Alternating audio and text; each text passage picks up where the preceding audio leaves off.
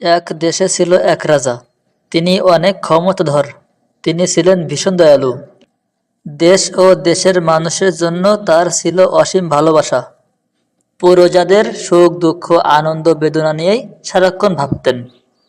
ফলে সেই রাজ্যের মানুষেরা খুবই সুখী ছিল। কোনো কিছুর অভাব তাদের ছিল না। তারাও তাদের রাজাকে প্রাণের চেয়ে ভালোবাসতেন। এত কিছু হলে কি হবে? রাজার মনে শান্তি ছিল না। দারুণ অসুখী ছিলেন সেই রাজা, কারণ তার একমাত্র সন্তান রাজ্যের রাজকন্যা অসুস্থ। সে দাঁড়াতে পারে না, বসতে পারে না, কথাও বলতে পারে না।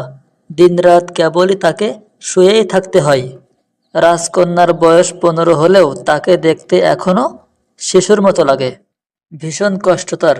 সবার মতো সে চলাফেরা করতে পারে না। মনের কথা বলার কোনো ভাষাও নেই তার। ক্ষুধা পেলে কাউকে জানাতে পারে না। জীবিত থেকেও সে যেন মৃত। সবার মাঝে থেকেও সে যেন সবার থেকে দূরে।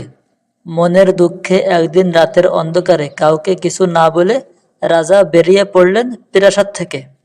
সবাই যখন গভীর ঘুমে অচেতন, তখন পোশাক পাল্টে চলে গেলেন রাজ্য ছেড়ে। ঘুরতে ঘুরতে বছরখানেক পর রাজা এসে পড়লেন ভয়ঙ্কর এক জঙ্গলে। সে কি ভয়ঙ্কর জঙ্গল! বাঘ, ভালুক আর নানা বিষাক্ত সাপে পরিপূর্ণ সেই জঙ্গল। এদিকে আবার রাজার ক্ষুধা পেয়ে গেল। খাদ্যের সন্ধানে রাজা এদিকে সেদিকে ঘুরতে থাকেন। বনের ভিতরে এত গাছ, কিন্তু কোনো গাছে কোনো ফল নেই। অনাহারে তৃষ্ণায় রাজার প্রাণ যায় যায়। শেষে ক্লান্ত হয়ে এক গাছের নিচে বসে পড়লেন রাজা। ঠিক সেই সময় গাছের পাশ দিয়ে কলসি কাঁখে যাচ্ছিল ছোট্ট একটা মেয়ে। কি সুন্দর মিষ্টি দেখতে! ছোট্ট ফুটফুটে গোলাকার মুখে দুটি বড় বড় চোখ, আর সেই চোখে যেন রাজ্যের কৌতূহল। রাজা তো ভীষণ অবাক। কি আজব ব্যাপার! এই ভয়ঙ্কর জঙ্গলে এত সুন্দর ছোট্ট মেয়ে এলো কোথা থেকে? রাজা মেয়েটিকে ডাকলেন।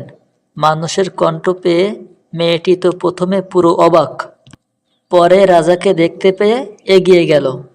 মেয়েটি এগিয়ে যেতেই রাজা বললেন, মা, দারুণ তৃষ্ণা পেয়েছে, একটু জল খাওয়াবে? মেয়েটি জল দিতেই রাজা যেন প্রাণে বাঁচলেন। তারপর বললেন, কে তুমি মা? এই ভয়ঙ্কর জঙ্গলে একা একা কি করছো? এখানে এলেই বা কোথা থেকে? মেয়েটি জানালো, এই জঙ্গলের মধ্যে ছোট্ট একটা কুঠিরে মেয়েটি তার মায়ের সঙ্গে থাকে। বাবা মারা গিয়েছেন জন্মের আগেই। আগে মা আর মেয়ে দুজনে মিলে জঙ্গল থেকে ফুল তুলে মালা গেঁথে বিক্রি করত। মা অসুস্থ বলে তাকে একা একাই সব কাজ করতে হয়। সারাদিন ফুল বিক্রি করে মেয়েটি পানি নিয়ে বাড়ি ফিরছিল, আর তখনই রাজার সঙ্গে দেখা। মেয়েটি রাজাকে বললেন, চলুন আমাদের বাড়িতে, আমার মা আপনাকে দেখে খুব খুশি হবেন।